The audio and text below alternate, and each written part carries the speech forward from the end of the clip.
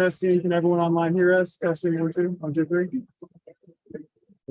I'm sure if they can't, they can via email. That'll be good. Do you want me to mute again for now or leave it up? Yeah. Okay.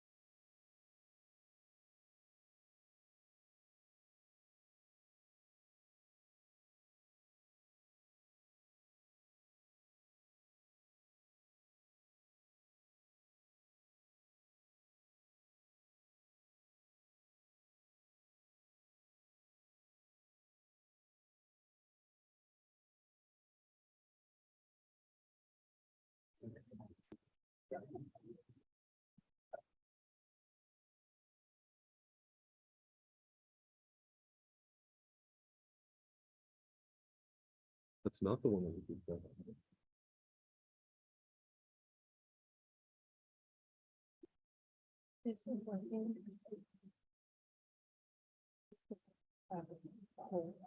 Gotcha.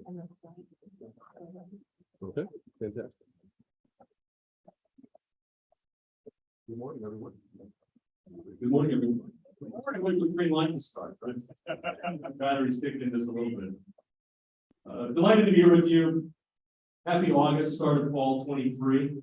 We've got a great group of faculty here, so thank you for joining. And for those online, don't know that we're doing video, is that correct? So we're getting audio. So say hello to all of our colleagues who are with us in cyberspace. Had a great opportunity to meet new faculty joining. So I hope you remember my name, but if not, John Preston. I have the pleasure of serving as your provost and delighted to have returning colleagues with us today, as well as our new colleagues. For our new colleagues, will you please stand and be recognized? Let's celebrate the folks that are joining us. Yeah.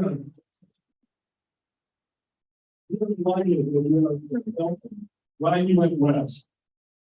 So we have a couple of items on our agenda, but let's start with Jess. Where are you? Thank you. Yes, I'm going to fast forward. We're going to get to that. We're going to come back to the intro, but I want to be mindful of A-Day, and this is celebrating how many years now? 41 years of A-Day. This is a fantastic program. It demonstrates community, it demonstrates commitment, it demonstrates our support and the community support in support of students, faculty, and staff. So, Jess, take it away. Thank you. All right. Good morning. Thank you. Everyone's awake. I like it. As Dr. Preston said, my name is Jess Lassiter, and I'm the Director of Annual Giving here at University of West Georgia. I'd like to welcome all of our new faculty. Like Dr. Preston said, thank you for coming west. I'll just give you all a brief background on A-Day. I know most of you probably know all about it, but it started way back in 1982 as A-Day to Give West. And like Dr. Preston said, we're celebrating our 41st anniversary of A-Day this year. We're super excited about that. And we like to say A-Day isn't necessarily a day, it's a season now. So you'll see us all throughout the fall, but A-Day always culminates on the third Thursday in October, which is October 19th. So please make your gifts before that time. I won't pass around the collection plate today. I see some people like sitting on their hands. It's not gonna happen. It's not gonna happen. So what's new about A-Day this year? Our new faculty staff co-chairs, Alex Young, who's over in the College of Arts, Culture, and Scientific Inquiry. She's in the computing department. She is our staff co-chair, and Dr. John Upson, I saw him just for a moment, here he is our faculty co-chair this year, a professor in the College of Business. So thank you to both of them. If you have questions about 8A, go to them. If they don't know, they'll definitely come to, myself and we'll get it all figured out. Last year we did a few really fun things that were faculty and staff exclusive. One of those things was, we did a windbreaker incentive, which was the first time we'd ever done anything like that. You can't buy these windbreakers at the bookstore, you can't find them anywhere. They are only for faculty and staff who donate. So we'll be doing something similar this year. We're gonna be doing a t-shirt. I don't have the image, I wish I did, but you all will see it. Of course, we'll be in communication throughout the fall semester. You'll see a mock-up of that, but it's a Comfort Colors t-shirt, so you don't have to play the size roulette game of, well, I'm an XL, but in a gilded t-shirt, I might get 4X because it's gonna shrink. So you won't have to do that. But there'll be more details on that. And many of you know, last year we did a watercolor incentive for all gifts that were made. And that watercolor was painted by a student artist who recently graduated. Her name was Rachel Christensen. And I was fortunate enough to work with Clint Samples in the College of Arts, Culture, and Scientific Inquiry to get a student in one of his classes to do a watercolor again this year. And it is of the Wolf statue, Wolf Plaza, with the stadium in the background. It's beautiful. And it's a really great way to showcase the incredible talent that we have here on campus and to promote students who have skills that the second they graduate, they're going to be able to capitalize on the exposure that they've gotten while they're here at UWG. So I wish I had the images of those, but like I said, you'll definitely see those throughout the campaign. But as you can see, I'm up here and my assistant director, Carla, is not with me. Last Monday, she gave birth to a healthy baby boy. Yeah, thank you. So unfortunately, you all are stuck with only me for all of A Day. I have a face for radio, so I apologize in advance. You're going to see a lot of me, you're going to hear a lot from me, but just wanted to touch on some new things that we'll be doing this year. These, I always like to show these because not only do they illustrate the impact that your generosity has on our students, but all of these numbers and all of these facts and these figures, they all represent students. Each one of these can be drilled down to illustrate how one student was helped through the generosity raised through A Day. And a lot of that comes from our faculty and our staff members. And our, wider West Georgia community.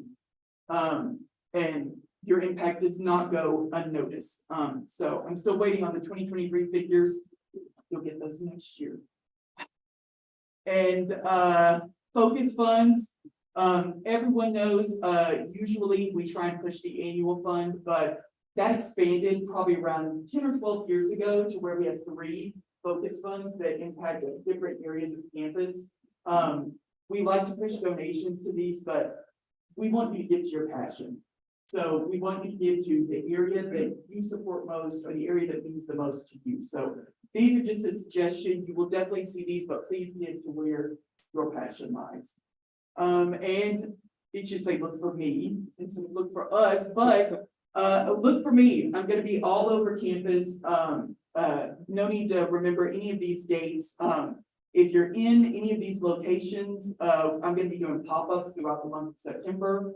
I wanted to come to where you are to make it as easy as possible for myself to connect with you. At these pop-ups, I'm going to have payroll deduction forms. I can look up to see major gifts. I can look up to see your deductions if you want to change it. All of that relevant information. I'll also have A Day material that you can share with your colleagues. Please take it back to your departments.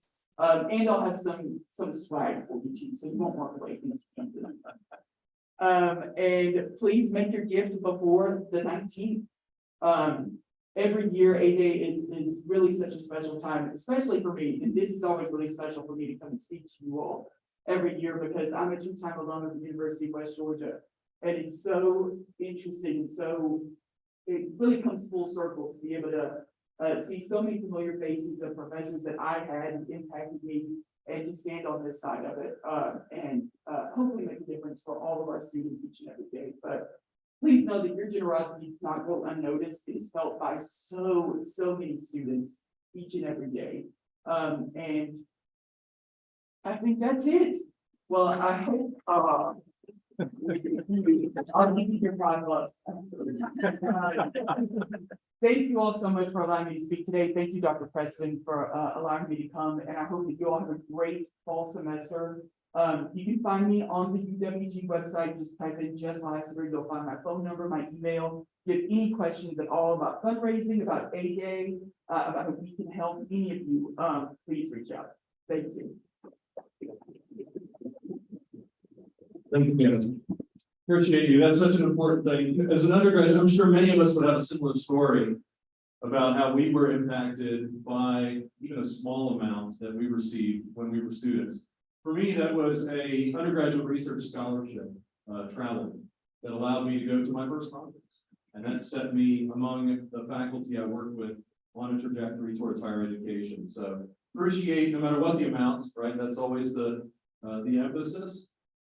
Appreciate you all investing in our students and this institution, not only in the work that you do, which is incredibly important and absolutely essential, but in setting the stage for others in the external community with your data. Thank you, Jess. Also, while we're talking about the spirit of giving, I want to talk about Help West. Table just outside here. I'm sure many of you all are familiar with this. This is an opportunity for us to, again, give and support when one of ours has a need. The Help West Fund allows people to say, I have this situation I'm dealing with, can you help me out, please? And we as a collective come together and take care of each other. So please visit that table if you haven't already. And if you don't have cash in hand, that's okay. There's a QR code. We can take care of that as well. We are in the South. We got to pass the plate, right? Thank you all. Another introduction. Dr. Tatum, I don't think is in the room. She was trying to get here today, and not surprisingly, on some of our roads, flat tire. So we're going to invite her to our next Faculty Senate meeting. But to give you a bit of background about Dr. Tatum's experience and the work that she is charged with, Dr. Fortune, thank you. All right, thank you all. Hope I bring as much excitement as Jess did. Although if you give everybody $5, our goal, unless we're gonna trip the board. Have the pleasure of serving as Vice President for Student Affairs. Welcome to all of our new faculty, and thank you for all of our returners and families in the room. Super excited for this year. As Dr. Preston shared, Dr. Dawn Tatum is our new Director of Career Services.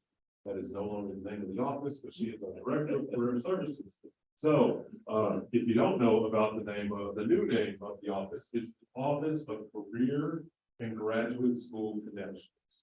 Career and Graduate School Connections. Very intentional about that name because we have a lot of students, as you all know, who don't necessarily know what they want to do next. And sometimes what they want to do next is graduate school. And it doesn't necessarily mean they're going to make a wise choice and stay here. They may want to go somewhere else. And so we want to assist them with that process, whether they choose to stay at the University of West Georgia or go elsewhere. And so if you are like me and have trouble remembering the name of that office because you just want to call it Career Services, here's my trick. We want to connect students to their career or graduate school. So the Office of Career and Graduate School Connections. Career and Graduate School Connections. So to continue with the fusion, the office is relocated to 2 places on campus. So our employer relations team, which is led by Susan McCorkle, is already relocated into the Murphy building. They are co-located with undergraduate admissions. Very intentional about that location because we are helping students from the moment that they are thinking about the university. So at that point of recruitment, we're able to talk about the employers that we have on campus and showcase how we're connecting students to careers. Secondly, the career development staff, which is currently still in Brown Hall, by the next, I think, 4 to 6 weeks, we'll be moving to the UCC in the former Parking and Transportation Office location. A lot of former things in that space. And that is going to be a really transformational opportunity for our students. We are already replaced the flooring, that's painting. We're going to do some more branding and signage to help students know right there with, of course, TAS, helping students think about what are you doing next and how do we know you get ready for it. And so building on what you all are doing in the classroom, helping them get ready for life outside the classroom and practicing what I like to call power skills. Some people call soft skills, but I think they're power skills and the things that employers want. And so that is the career development team led by Ian Houston, Dr. Dawn Tatum, female, is, I noticed I say Dawn with a Kansas accent. I'm like, what's Dawn getting here? Sounds the same to me, but, Dr. Tatum is, new here as of August 1st. And again, we'll be joining you in a future meeting, but, certainly been making a lot of connections with our deans, associate deans, and department chairs. Because as it says in our strategic plan, our goal is to launch every student's career before they graduate. And we want to do that in partnership with you. And so a lot of you have industry connections, you have connections with alumni, and can help students get not only internships, but also externships, job shadowing opportunity. We want to make sure, again, as President Kelly hit on yesterday in the university address, we are addressing the big six, which includes experiential learning, includes working on a project for at least a year, for those that are able to do that. And so, again, very, very excited about the work that's going to happen in the career and graduate school connections. Thank you. Thank you, Dr. Morgan.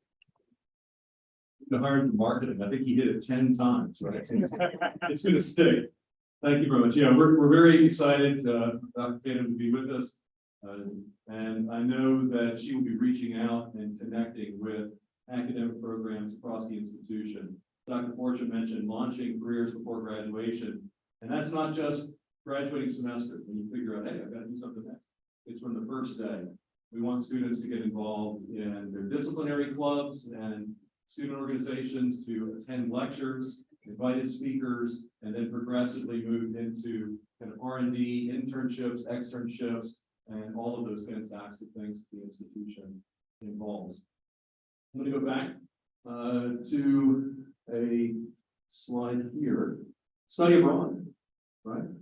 Want to focus on this because, as you heard Dr. Kelly in the university address say yesterday, education abroad, education away is back happily post-COVID. And I want to give a shout out to all of those who led a study abroad or supported a study abroad in any way in the last academic year. And I say the last academic year because it isn't always in the summer, right? We've got some that are across spring break and at other parts of the year. So if you were a faculty member who led an abroad or helped build an abroad in the past academic year, will you please stand to be recognized?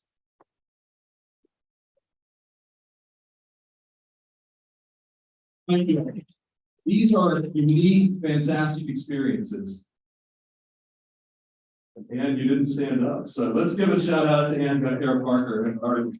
Thank you. All right, I'm going to go back to this intro slide, kind of doing things out of order. But I want to lean into some of the great achievements. You heard President Kelly mention these yesterday, but I want to start from an academic affairs perspective and say that we are set up for a fantastic year. This upcoming year, AY24 is going to be transformative and amazing. You heard the president talk about cathedral thinking, and one of the things I'd like to do for today during our time is to emphasize some strong outcomes that we had this past year, including what we're about to go into in classes this next week that are going to set the stage for an amazing year. I want to start with, as he mentioned yesterday, a fantastic outcome of growth in credit hour and enrollment, in particular at the grad level. Right? We've still got some work to do at the undergrad level, but I want to call out specific prefixes that have grown in this year. And this isn't exhaustive. These are just kind of some of the largest that have grown. Not to diminish our other faculty in any way in other areas. I mean, we are a comprehensive institution and all of our academic programs are absolutely essential. But these are colleagues who in these spaces have really reached out and created space. And the department chairs and the deans, if I had a hat on, I would tip it to say you all have added, grown, expanded capacity, hired limited term adjunct faculty, hired new faculty, and that's a tremendous amount of work. I want to recognize that and really set up some of these. The Georgia Best, let's give thanks to our COE colleagues who are hosting in the building today. The Georgia Best program is unique in that it allows the COETA and COB are partners in this, the opportunity for working teachers to have their their expanded credentials be paid for by those school systems. So they graduate debt-free. And I know many of us in the room are saying, well, where was that? That program?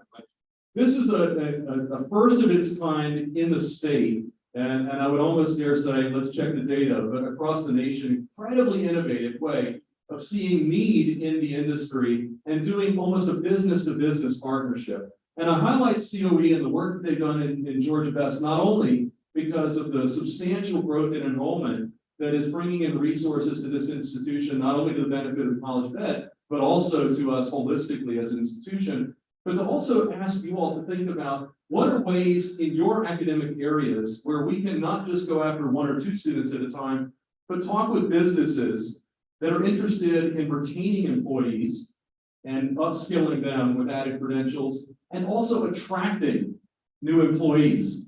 Talking with Dean Dishman earlier this week, he talked about Cobb County a year ago having dozens, if not more than 100 open positions they were searching for. This year, because of the halo effect of this partnership and the PR that they have gotten in support of their faculty and the teachers, I think it's only, 24 or so open lines that they are searching for. So in addition to this being a great resource for those individual teachers and for the institution of West Georgia, it's also benefiting our county partners because they are able to attract people to come into those school systems. So I give that by way of example to say that as you're talking with businesses, as you're connecting with your alum and they're saying, man, this job market is crazy. We posted a position, we can't find people, we're struggling to grab people. West Georgia, as a resource to this state, we can connect specifically to companies that are looking to hire talent and be a benefit to their HR and their recruiting to say, come and study with us. And you not only individually advance your career, but then those hiring companies are able to locate and put that as part of their portfolio of benefits. It's not just dental and PTO and healthcare and retirement, it's also education support. We all believe in education as an intrinsic societal value. Let's go sell that and make sure that everyone in the community is aware of West Georgia as a resource. So again, kudos to College of Ed for launching that. I know now the question is how, let's keep the foot on the gas and support these new students that we've got. Nothing comes without the work associated with it, but appreciate that great work. Also, we've got the Applied Business Analytics in Richards College of Business and the Digital Social Media Communication. Record growth in those programs. When you stand up a new program and you present this to the Board of Regents, they look at that and you say, okay, you're going to pitch 30 students to growing to 100 students to 200 students. Historically, they would just hand wave that and say, okay, well, good luck pulling that off. Now they're very critical in making sure that not only the proposal is legitimate, but then they're checking back with us every single year and validating that we're hitting those marks. And I'm absolutely thrilled to say, School of Communication, Film and Media, Richards College of Business, kudos to you all for hitting those marks and exceeding them in many places. We're growing in these really important areas. And it's not just those academic programs, but the entire institution is on the radar of the regents and legislators throughout the state because we're leaning into these high impact, high demand areas. And it elevates the institution in brand new ways. Also want to talk, and we talked about international and growing and abroad. I want to talk about honors. This is something that has come up recently across the last few years. And we're talking about credit hour production here, right? And that's the metric. I understand that many people feel, well, if I'm not teaching a French course and I'm teaching something in honors, that's going to diminish my home languages and cultures program, right? And I know that this is a question that has come up. I want to be very clear and make sure that you all know I've spoken to the deans about this. Dr. Doms and I've spoken about this, and I want to give a shout out to Betsy Doms right here in the middle, right? She'll be working, they'll be working with the Office of Human Resources to help faculty really align honors credit and independent study and anything with XIDS. We want to make sure that the credit for the instructor is going to their home department, and that there's no economy across the institution that if someone is trying to do something fun and cool and supportive of honors or elsewhere, that they feel like they're damaging their disciplinary area. So the work that we'll be doing this upcoming year is honors prefix or a prefix that isn't associated with your home discipline. We will tag that and both places will get the win. Honors will get the win or independent studies will get the win. But the faculty of record, we are going to associate those credits back to your home discipline and double count that. In the same way that as research, Office of Research and Sponsored Projects, the college or school gets the win and the individual faculty get the win. There's no problem with double and triple counting that, right? I know we've got some accountants in the room, that's okay. We'll make it all work out. But I want to be very clear that if you're presented or you would like to teach something that's unique, different, new, honors, go for it. That's exactly what we should be doing. And I point this out very intentionally, and I appreciate us taking a moment in a very busy time to clarify this, because if you see any report or any comment that seems to move us away from what we should be doing as an institution, please say something. I said this to our new faculty earlier this week. We all have voice in this, and if you see something that doesn't make sense, afford us the opportunity to correct and clarify, or fix the darn thing if it's out of line. And this is one where, as we were reporting it, there was a possibility where someone said, well, gosh, biology is going to lose if I go and I do this. I want everybody to know, in the room and online, we're fixing that, and the reports will be amended so that you get double credit. Right? In fact, you can almost say, I'm going to absolutely do these things because everybody's going to get the win there. Any questions on this before we move on? Fantastic. Okay. Along the same lines, Dr. Doms, I do want to take a moment and let you know that we are working with OHR this year. We have growth in areas, and we will be doing faculty searches. Those could be part-time, limited term, lecturer, tenure track, fantastic opportunity based on growth. And you heard the president say yesterday, we're in growth mode now. We have turned that, we are moving up, we are ascending. Whenever we do a faculty search, OHR is driving that process appropriately. They're giving us the training, making sure that everybody on the search committee knows the appropriate processes. One element, though, that I want to make sure we're all clear on is that it is okay to curate that candidate pool. You all are brilliant. You've got professional networks. You know colleagues working elsewhere that you said, man, that person is fantastic. And I would love to have them as a colleague. It is perfectly appropriate for you to reach out and say, hey, we've got a position open. Please apply. We want you to come here. And that's how you know great people, right? You are great people. So, of course, you know great people. Early in my academic career, I thought, well, you post a job and then everybody goes radio silent until you get candidates and then you start interviewing, right? Anyone, maybe you used to think that? A couple folks that were honest, I appreciate that. But this idea that we put the ad out and everybody stays out of it is just going to miss talent acquisition. We're going to miss great people. So I want you to know that you're not biasing the search when you go out and you say, hey, we've got a position, please apply, we want you to come here. Of course, as the progression, the search progresses, you can say and disclose, and that is appropriate, and OHR will work with us. But Dr. Doms and I are going to be working with OHR and on searches this year to make sure that we are curated. And I say that inclusively. We want diversity of thought. We want great people to be applying. And so please, as you all are running searches, go out and grab great people and say, apply for this. And then disclose and step out of the room at the appropriate time. Any questions? Dr. Doms, anything to add? You good? Great. Thank you. One last thing before we jump into the faculty senate agenda.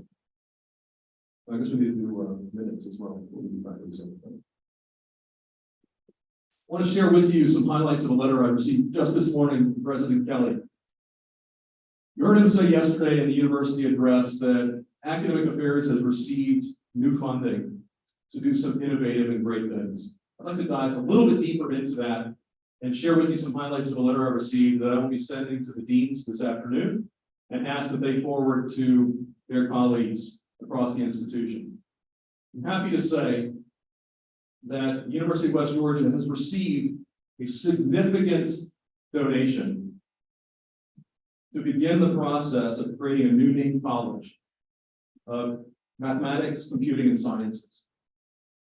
This is, of course, named colleges go through a USG process, so this is the beginning of the conversation. This is not a done deal. Schedule would be July 1 of 2024, so we've got some time to have great discussions around campus of what does this look like and what should it be. But this is an external donor who had their life changed while they were at West Georgia. And they're now giving in a way that's going to allow us to do amazing things in this space. This is a first of a kind. And it's going to be, it will bear the mark of a currently anonymous donors professor that indicated that they saved my life while I was here at UWG. So I think this warms my heart. You know that scene in The Grinch where the heart gets, oh yeah, freeze on Twitter, is that it? Okay. But what's fascinating and brilliant about this is that not only it allows West Georgia to do some great new things in areas of high need, but it also is named in honor of a professor. And I appreciate that acknowledgement of an alum who had their life changed while they were here, and then recognize the impact that faculty have. And so I hope you know how important you are as the faculty body of this institution. And this affirmation is another example of people recognizing that and investing in an institution that you all are changing lives every single day. And here is a great example of someone seeing that and pouring their treasure back into this place that is so special to all of us.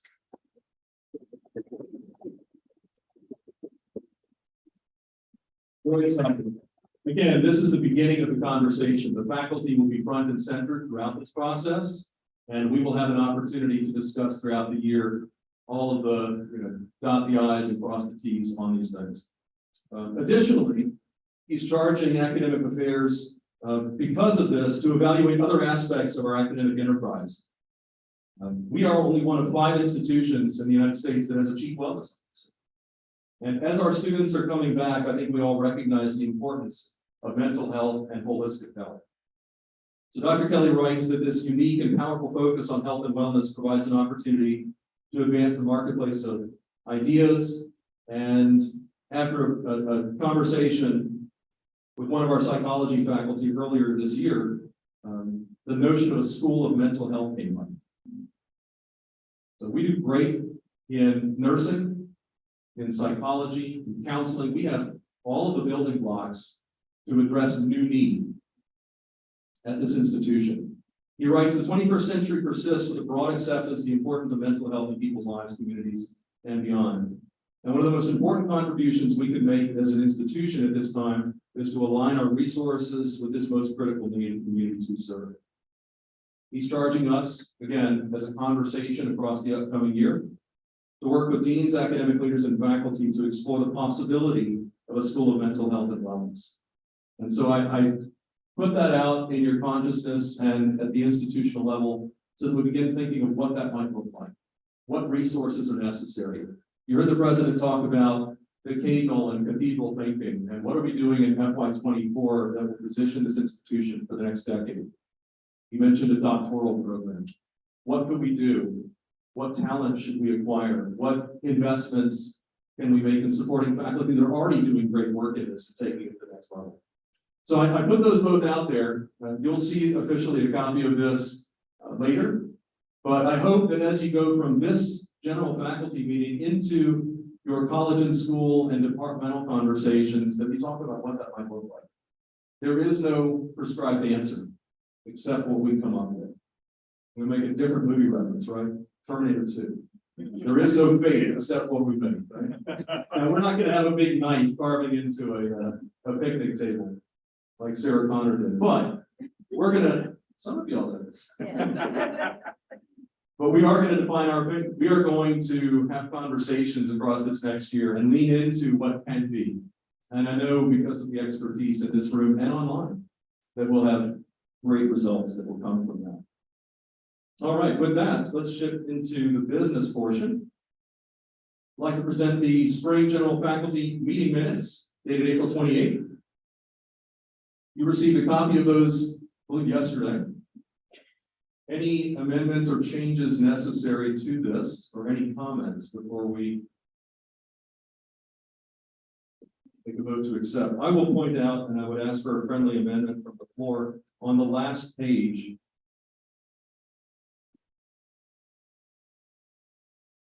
Point 6C. I was talking about enrollment perspective and growth in the summer, and it currently reads there is a forecasted overall growth of 8.6 credit hours from last summer to summer. We did better than that.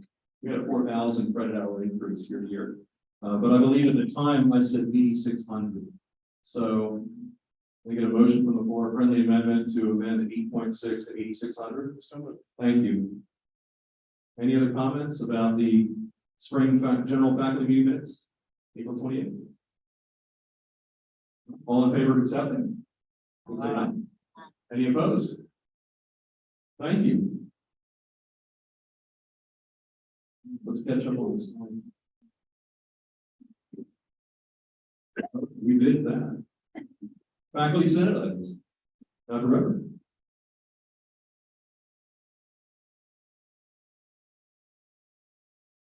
So much.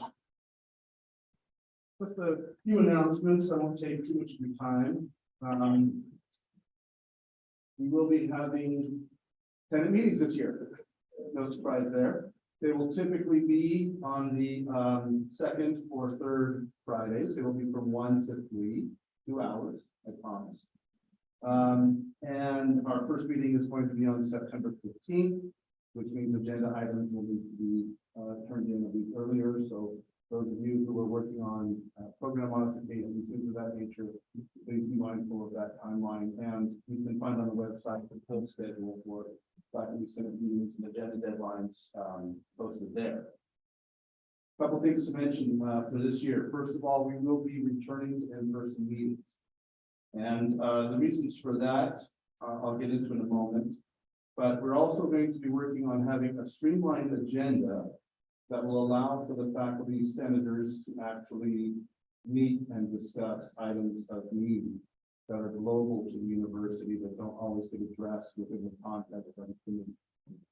So we're going to try to work it out so we have about the first hour for business and the second hour for discussions and work together in small groups and as a Senate as a whole. Let me mention one reason why I think that is important, that we have those discussions. As you know, we are facing challenging and interesting times. I had the opportunity a few days ago to shoot the hooch. Has anyone shot the hooch? It is a culturally immersive experience, a veritable educational way that I recommend to our new faculty. I'm looking in your direction. If you haven't done it, it will expose you to much of our beautiful landscape and people. But I was shooting the hoops the other day, and my wife and I were riding down our tubes, and it gets kind of crowded. And so we're tubing along on the river, and there are 3 students. I can tell they're students because one of them yells out to her friends while she's on her phone. And this is something, you know, I've seen never in the wild students receiving a certain kind of information and reacting to it. So I got to see something in the wild here. And you see a lot in the wild on the beach. But anyways, so the student yelled out to her friends, you guys, I just got an F for academic dishonesty. Now, I've been the professor who, you know, sometimes you get an email later and the student says they've got a concern. How did I get this? I got to watch this happen live. So she said, I just got an F for academic dishonesty. And they said, why? She said, because I use ChatGPT. So we are living in an interesting time. And what was interesting about it was she seemed to be completely surprised that that was an issue. So I didn't, sit there and listen in any longer. I went down the my wife and I enjoyed the rest of our day, but I was able to witness something that speaks to an issue, a challenge that I think our Senate needs to address. And it's not just specifically ChatGPT, it's academic honesty in general, how students are managing their very busy lives and sometimes taking shortcuts to do that in ways that they think will work. And sometimes they don't know or don't admit that it's not necessarily honest. So I'm looking forward to having those kinds of discussions with you, so we can address as needed as faculty these concerns that I think we care deeply about, because as me and I'm sure you have received those kinds of emails where the student is completely surprised and doesn't understand why they would have a failing grade in class. Additionally, we will be sending out our Senate newsletter on regular occasion. We'll try to do monthly, but it won't always be the case, but we'll get it out fairly regularly. And I will continue to be doing chats with the chair, the Senate chair. You're welcome to join me. There'll be sometimes in person, sometimes virtual. Last time one person came and we had a lovely chat to one of my chats. And that's fine. If you don't want to chat, that's fine. If you want to email me anything of general concern, that is fine. Otherwise, communicate with your senators, work through the committee chairs, and we look forward to just having a great year working together with the administration, with you to try to enact shared governance to the benefit of all. So thank you very much.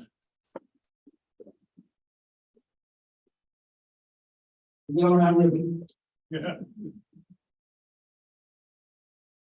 Thank that, Reverend. Right. For your information, and we will publish these as well, but here are the deadlines and dates for upcoming faculty sending items. We do have a deadline prior to and get those items that you would like considered to the executive committee. Then they meet, and then we have the faculty senate come together as a body. So we will send this out as well, but just wanted to put this out so that you're aware of the process. As Dr. Rever mentions, we will have a good opportunity to discuss. But if you want things on the agenda itself, then get those to the executive committee in a bit of time beforehand. Before we go to the IFB, though, I want to touch on something Dr. Rever just mentioned: ChatGPT and generative AI. 2 months ago, I had the opportunity to lead a fireside chat with Dan Berlin, who's a VP of software engineering at Google, one of I think 160 original employees, or he was hired as 160. So he's got some chops, he's got his teeth in computing, and talking about generative AI and ChatGPT and the impact, and followed up with him. I was fortunate to have lunch with him earlier this week. We were talking about higher education and the impact of AI on higher ed. And he said of all of the industries that he's looked at, some of these he said there's no way that's going to impact. AI is just smoke and mirrors up there. But he did point out higher education as vulnerable to AI. And as a technologist, I had the good fortune of having a psychology PhD teach my intro computing course, my first term as a first-year student. And they talked about technology as just an extension of what we as humans do. So a bowl as technology is just we can hold things. And a computer is just a technology extrapolating what humans can do in thinking and reasoning. So I point that out because AI, it's here, just as the VHS tape was. Anyone been ahead long enough to remember all the days when the internet was going to take all our jobs? And even earlier, I love the Open University in the UK where they would mail things throughout the post, and you would get courses in the mail and do all your work. And so, oh my gosh, the post office is going to kill higher ed. Do it through the mail. And, why do we need institutions, right? And, luckily the room is chuckling at this. Not to be dismissive of AI and technology, because it always moves on. We have to adapt to it. It will not replace us if we remember our core. And I'll quote the president who said yesterday, our business isn't the content, right? Pandora's box is open there. If you want to learn about physics, you want to learn about computing, if you want to learn about whatever your discipline, it's out there. Our core is creating a space for people to grow and mature and evolve and be better when they graduate than when they started with us. And I think if we remember that, and that's a very human endeavor, right? Connecting to career opportunities, the career and graduate school connections, right? That's core. And we as faculty enable students to get out there and be great and successful.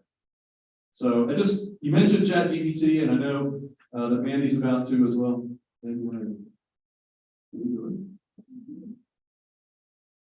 Come around. Mandy Campbell, isn't it? All right, well, we're going to roll on then. We'll come back to IFB. Dr. Walton, want to talk about Sac CSU for a moment? These are big projects in this year, and so I want us to make sure we're focused on IFB as well as Sac CSU. Dr. Walton. Thank you. For those of you who don't know me, I'm Kevin Walton, Executive Director of Accreditation Quality Enhancement, one of the longest titles on campus. I believe, although Career Grad School Connections is about, maybe have me beat on that. And so my focus is on institutional accreditation, specifically SAC COC, you may have heard of the Southern Association of Colleges and Schools, Commission on Colleges and their requirements. That's a major focus, which includes the things that I'll mention, and quality enhancement plan. Other ways that you might interact with me is I plan to build support for programmatic accreditation. So those programs that are accredited, be able to just provide some resources a little bit of time. Also, you'll see me in curriculum reviews, especially when UWG is adding new programs, which we tend to do. Closing programs, changing programs where you're adding an online option or removing an online option, changing modality. Is important. So you'll see me curriculum reviews, starting to teach courses at new locations. And so if you have questions about those kinds of things and the accreditation requirements, please reach out to me. The big things that are coming up right now is we have a reaffirmation. This is that 10-year thing, comes around every 10 years, where we have to submit a big report and be reviewed very closely. And it includes our QEP. And so we have plans to submit our compliance verification, that's the big report. Along with a draft of our QEP to SAC COC reviewers. Those reviewers will be people like us, but not in Georgia, from other institutions outside of Georgia. They're reviewing it, so it's not some SAC COC body itself. It is reviewers that are people like us, faculty administrators for other institutions that will review that. And I'll jump ahead to December and say that then we'll get feedback on that in December. So it will be reviewers that we don't meet, we don't see at that time, and they will review our documents and give us feedback about what areas we could possibly improve in. In the meantime, though, we're going to continue the pilot with QEP that started in the spring. So some of you were involved in that and providing items for that. That will expand. Will expand to where every course-based experience learning is submitting artifacts eventually. But courses that are capstone and end of program type courses will submit artifacts, and we'll collect some artifacts from first year seminar courses as well. And so look for announcements about that. Also, preparations for the upcoming visit, I'll mention a little bit later. And so again, big document submitted in September, feedback in December. We have an opportunity to reply to that feedback before the visit. And so that's called the focus report. Where in February we'll submit another report. Submit another document, QEP document. It'll be the final document for the QEP, air quotes on that. But it allows us an opportunity to reply to anything where they said, didn't find enough information, we don't find that you made your case strongly enough, and so we can make that case a little stronger. And then they'll come to campus in April of 2024. And again, that will be another set of reviewers, much like us, but from outside of Georgia. But then we'll come to visit us. So we'll know where they are. They will visit off-campus instructional sites. And maybe they'll come to visit Newnan or Douglasville or Troll Studios in Fayetteville, Georgia, or one of those. And they'll come to our Kelton campus and visit with us and ask us questions. And again, it's to ask questions about things that are not clear, that we can help clarify by providing extra documents, by having conversations. Some of you will be invited to those conversations. So deans, faculty, students will be involved in that process of meeting with these reviewers, and they will ask questions. And so there will be some trainings involved, maybe some faculty senate presentations about how to best represent West Georgia in those settings. So things you can contribute is one, do what you're already doing, which is engage students in experiential learning. That's a big emphasis of the plan, of the president, of the provost, of you to engage students in these experiences that are beneficial to their educational experience, and then contribute to the QEP in terms of providing data from those experiences. Provide information when requested. We're getting close to wrapping up what we need for the compliance certification, but not yet. So you may have requests that come in for things like annual evaluations of faculty, redacted syllabi, other types of information. So please respond to those quickly. And then those will happen again in the December, February timeframe, and then in the March, April timeframe as we get close to the on-site visit, because we may need additional documentation at that time as well. Be attentive to policies, make sure that you're following along with what the policy actually says. If not, if there's something where a policy needs to be revised, get that revised. Again, so that come April, we can make a strong case where we are following our policies, and we have documented evidence of that. And as I mentioned, there will be some trainings associated with the visit to make sure that we know what kinds of questions will be asked, and anticipate that and be able to best represent you, your programs, your students, and West Oregon. So thank you for the time. Anything else, Juan? And although the timeline, back up to that, although the timeline says September 8th, we've been hard at work at this for quite a while. If you have been editing, providing content, I mean, I have every confidence that we are fully compliant. We will be able to address every one of these standards. We are in a fantastic place. And appreciate the leadership of Dr. Waltney and others who have contributed to this. If you have provided evidence, if you have edited a document, we've got a big shared Google Drive, a lot of documents going on there. If you've contributed to our SAC COC report in any way this academic year, because it's been going on for the entire year, will you please stand and be recognized? Appreciate you helping out with that. Thank you.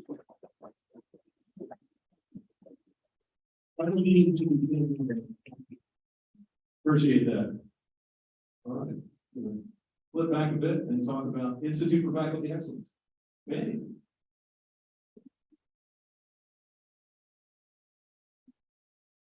Welcome back, everybody. Fall 2023, so beginning this semester, all courses, regardless of modality, so even face-to-face courses, have to have a course then program. What we're looking at specifically is a concourse syllabus. Those were loaded a little bit late this semester. We shouldn't see that moving forward. We were doing some tweaking, I think, with the common language, but still alive. But we have arranged to have courses open up about a month ahead of the new semester now with the concourse syllabus. So you guys should be able to get in there, edit those syllabi, and have them available for students whenever the course is open.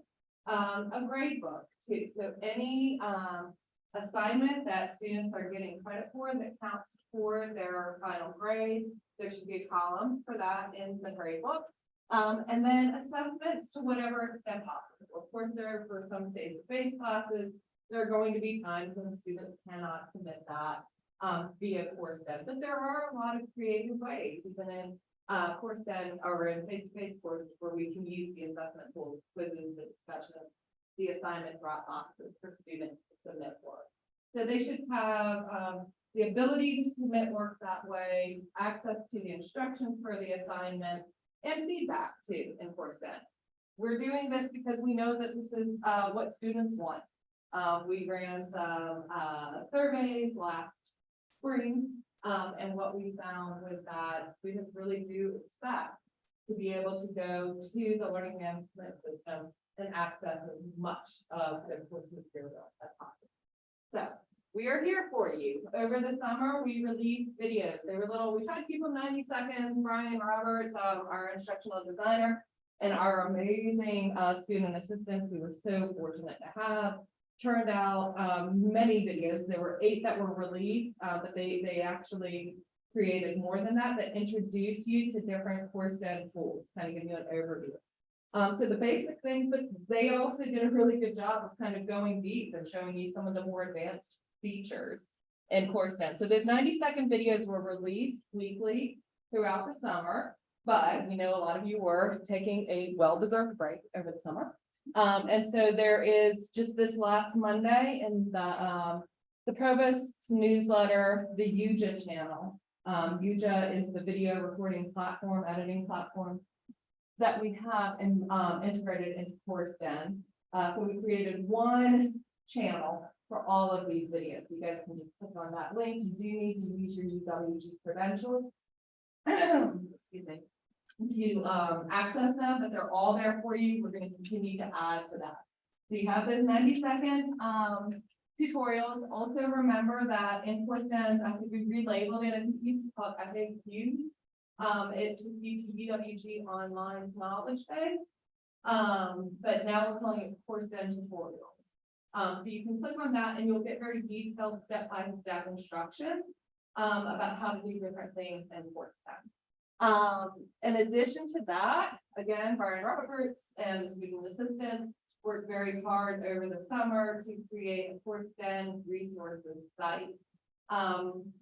And so it's an asynchronous course that will take you through how to set up different things in CourseDen.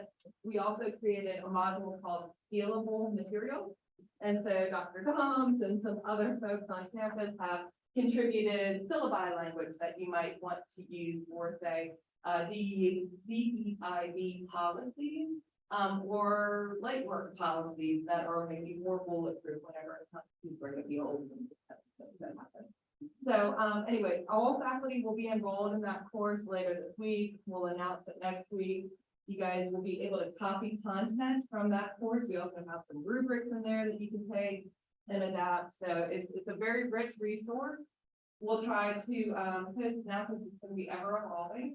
And so we'll post announcements to draw your attention to certain features in there that might be part of the video. We have some drop-in workshops that are happening this week. If you guys are not subscribed to the Institute of Faculty Excellence newsletter, email us and we'll get you on that so that you have like links to the drop-in workshops that we're offering. You're always welcome. The drop-in workshops are just a way of re-emphasizing that you can come see us anytime. So you can call us, our extension is 95289, or you can email us, or you can just come on in. We're in the ground floor of the old auditorium. So we are here for you to help if you guys have any. Okay. Thank you. Thank you, Brian. I love watching every week in the Academic Affairs newsletter. There's been that minute for IFB and for Common Course components. And for those of you that have been clicking through and watching those along, fantastic, appreciate that. For those again who were doing something else, we respect faculty summer and we do not expect that you'll go back and watch all of those, but for your convenience, in this week's newsletter, you've got that link, click through that, and you've got all of the content that was published weekly. They're fantastic videos. And I'll say that we were intentional. I told this to our new faculty earlier this week. But we're intentional. It's not just Teaching and Learning Center. It's the Institute for Faculty Excellence because it's all dimensions of faculty. In this case, professional development and in enhancing your courses.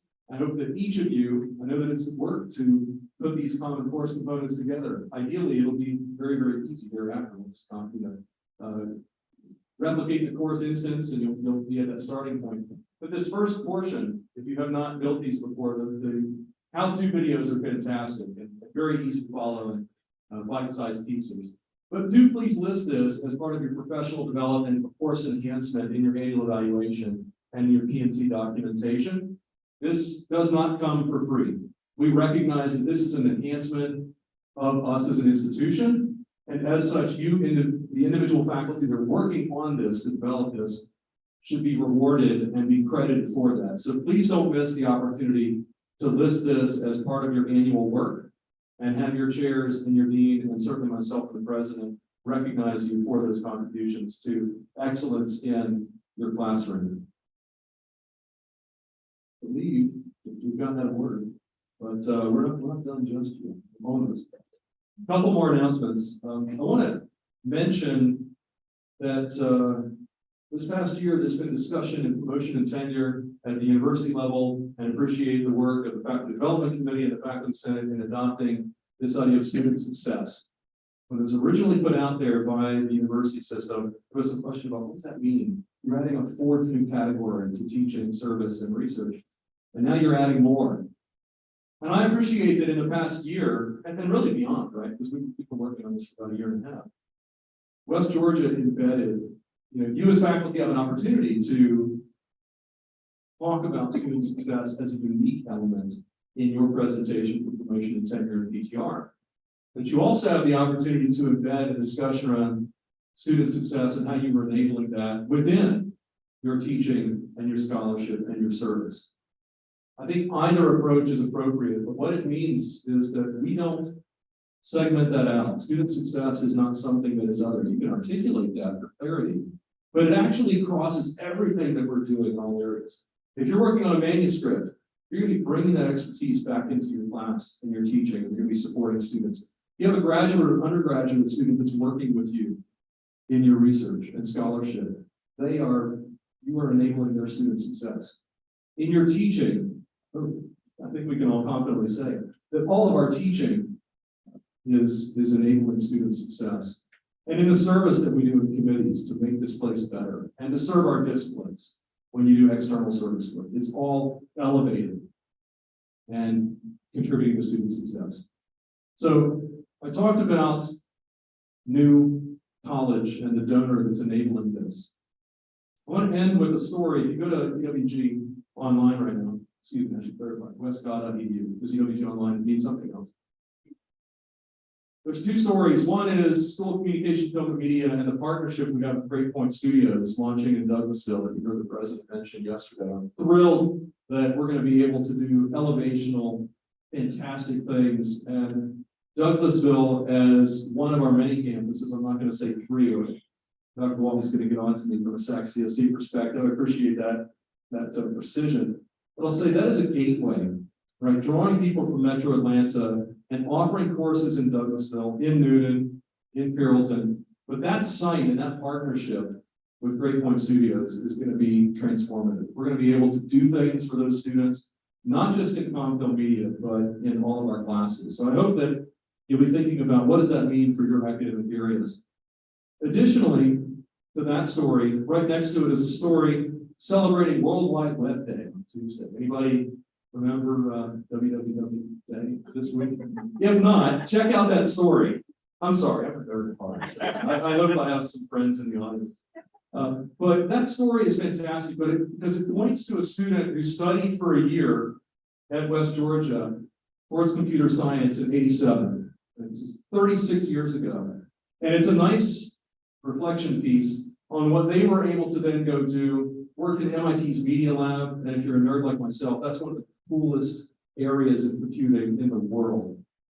And it's not just about the ones and zeros, but it's about all the smart devices that we have largely came out of the Media Lab at MIT. So Dr. Lee worked there and then went on to work at CERN and was part of the group with Tim Berners-Lee that launched HTML and the web. And Dr. Lee himself developed cascading style sheets, CSS.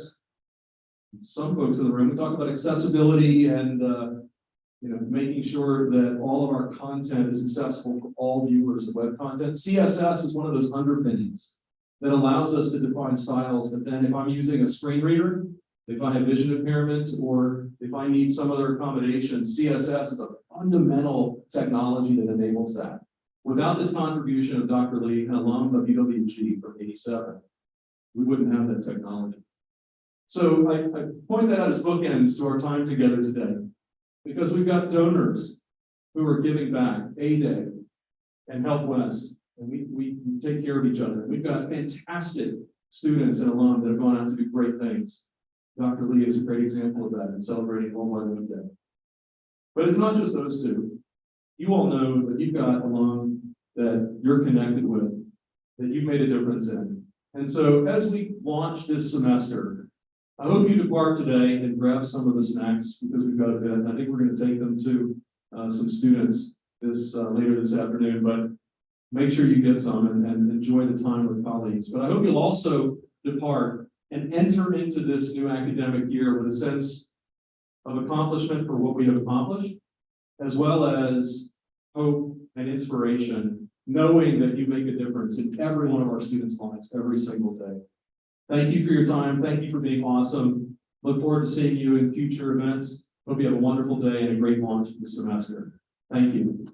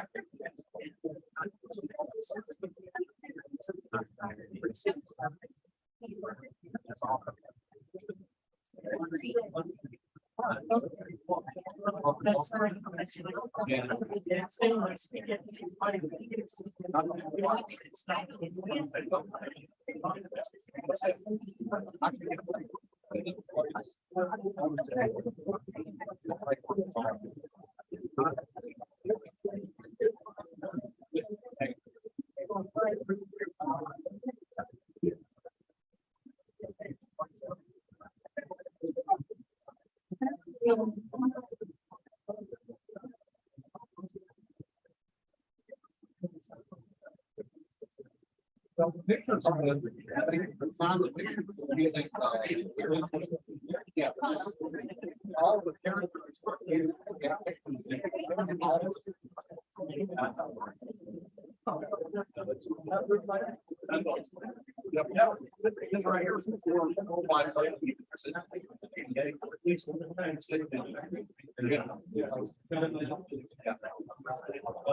Yeah, that's the tomato.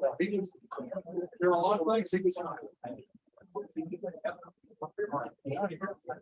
I'm not gonna say I appreciated the company, yes, but I would be.